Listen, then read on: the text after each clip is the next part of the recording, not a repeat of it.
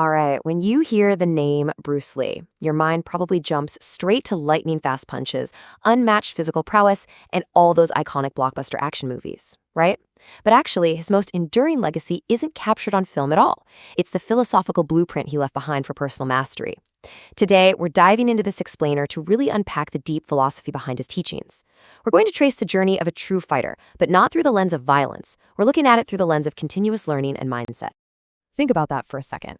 A true fighter isn't remembered for their win-loss record, but for the intellectual and emotional lessons they leave behind. Bruce Lee's greatest gift was absolutely his mindset. It completely flips the script on what it means to be a martial artist, doesn't it?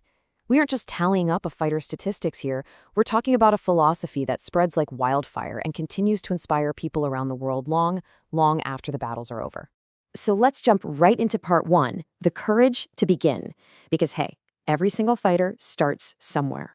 You know, stepping into a dojo for the very first time, that requires immense courage, not immediate power. The first real lesson you face isn't about how much raw strength you have or your natural physical gifts. It's simply about having the guts to show up. It's that willingness to be a total novice, to be clumsy, and honestly, to be kind of bad at something so that you can eventually become great at it.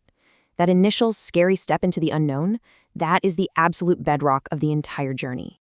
Moving on to part two. Discipline over pure talent, or what we like to call the power of the grind. Look, natural talent is great. It might win you a fleeting, flashy moment, and it might even give you a temporary edge over someone else when you're just starting out. But it's the invisible engine of discipline that builds a lifetime of mastery. Talent fades. Discipline is what actually turns a beginner into a master. It's forged through every single repetition, every failure, and every massive comeback. We're talking about the unglamorous stuff here. The hours of rigid wooden dummy practice, exhausting mountain running, and relentless heavy bag work before the sun even comes up. It isn't pretty. Often, it's just you entirely alone, sweating in the quiet. But this unrelenting, disciplined practice, that's exactly what constructs a lifetime of skill, drop by drop, day by day. Which brings us to part three, facing the inner opponent. This is where the psychological battle truly begins. So let me ask you, who do you think is the hardest opponent? Take a second to really think about it, because your answer to this question completely changes how you view any fight, whether that's literally in a martial arts ring, in your career, or just in your day-to-day life. Spoiler alert, the hardest opponent isn't the person standing in front of you. It's the internal adversary made up of your own fear, doubt, and hesitation. It's all in your mind. Conquering that internal barrier, quieting those loud inner voices telling you that you can't do it, that is the absolute prerequisite to achieving any kind of external victory. You have to win the battle inside before you can win the battle outside. Part four, the value of continuous learning. This is the lesson that literally changed everything. Here's the thing. A true fighter never, ever stops learning. When every defeat becomes a teacher, losing isn't a failure anymore. Actually, scratch that. It's not even losing, it's just gathering data. It's an opportunity to adapt and refine your technique. The moment you stop viewing setbacks as roadblocks and start seeing them as your greatest instructors, your potential for growth becomes completely limitless. And finally, we arrive at part five, passing the legacy forward, the ultimate victory. The greatest lesson Bruce Lee left behind wasn't about throwing a perfect punch or landing some spectacular kick. His real legacy was about teaching us how to grow, how to adapt, and most importantly, how to inspire others. It's about leaving a trail of wisdom that empowers people all around the world to become a little bit better every single day.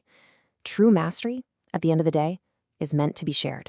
Because ultimate victory is a shared experience. It's not some solitary conquest.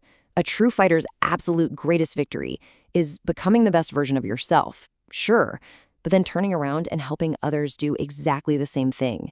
Mastery isn't about hoarding all your knowledge on a mountain peak just to prove you're the best. It's about coming back down that mountain and pulling everybody else up with you. Okay, so how do we make all of this practical? Well, here is a super simple 3-step formula derived directly from his teachings that you can literally apply starting today. Step 1, train. Put in the reps, embrace the daily grind, and build that discipline. Step 2, grow. Face your inner opponent, conquer those doubts, and learn from every single defeat. And step 3, inspire. Take what you've learned, step outside of yourself, and use your personal growth to elevate the people around you. It's so elegant in its simplicity, but incredibly profound when you actually execute it. So, wrapping up this explainer, the absolute greatest takeaway of all is to never stop learning. That is the beating heart of the entire fighter's journey. But remember, learning isn't just a passive activity. It requires real action. So, armed with this philosophy, I want to leave you with one final thought.